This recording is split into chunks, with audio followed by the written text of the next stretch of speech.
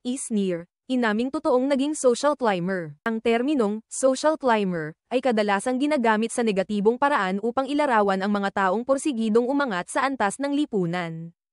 Madalas sa pamamagitan ng pakikisama sa mga taong mayaman o may mataas na katayuan. Ngunit sa pinakabagong episode ng OG Diaz Inspires noong Sabado, ika-26 ng Hulyo, matapang na inamin ng content creator na si Isnir Ranolo na dumaan siya sa ganitong yugto ng kanyang buhay, at hindi niya ito ikinahiya. Sa panayam, inilahad ni Isnir kung paano niya pinamahalaan ang kanyang kinikita, lalo na noong kasagsagan ng pandemya. Sa panahon ding iyon, nagsimula siyang makilala bilang isang online personality dahil sa kanyang mga nakaaliw na video na tumatalakay sa karaniwang eksena sa buhay high school, na naging hit sa maraming kabataan at millennials. Matatandaang sa isa sa mga episode ng Pinoy Big Brother nitong Abril. Ibinahagi rin ni Isnir na siya mismo ang sumasagot sa mga gastusin sa kanilang bahay simula nang kumikita siya bilang content creator.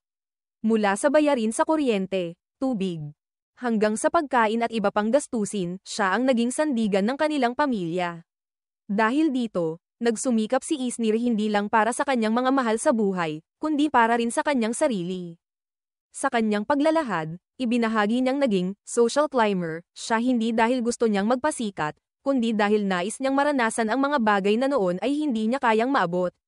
So, feeling ko, ang maibibigay ko lang po sa sarili ko is this kind of lifestyle nga po kumbaga. Naging social climber po ako, totoo po talaga yun na naging social climber ako. Hindi rin naiwasan ni Isnir na ikumpara ang buhay probinsya sa naging karanasan niya sa Maynila. Ayon sa kanya, malaki ang naging pagbabago sa pananaw ng mga tao sa kanya nang siya ay lumipat sa lungsod.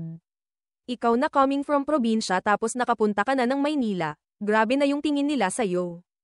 Akala nila sobrang yaman mo na, paliwanag niya. Sa kabila ng mga panlabas na opinyon, pinili ni Isnir na yakapin ang kanyang journey, kahit pa may kaakibat itong panghuhusga mula sa iba. Para sa kanya, ang pagiging social climber ay naging bahagi ng kanyang pagsusumikap at pag-abot sa mga pangarap. Hindi niya ito ikinila, bagkus ay tinanggap ito bilang bahagi ng kanyang personal na pag-unlad. Bilang isang influencer na nakilala sa mga nakatatawa at relatable na content sa social media, si Isnir ay naging simbolo ng kasiyahan, nostalgia, at pagiging totoo. Sa kanyang mga video na tila bumabalik sa high school days, maraming kabataan ang nakaka-relate at natatawa. Ngunit sa likod ng mga patawa at makukulay na karakter, naroon ang isang kabataang puno ng determinasyon, pagmamahal sa pamilya, at hanggaring makaahon sa hirap. Ang pagiging social climber, sa konteksto ni Isnir, ay hindi lamang simpleng paghahangad ng marangyang buhay, kundi isang hakbang patungo sa mas mabuting kinabukasan para sa sarili at sa mga mahal niya sa buhay.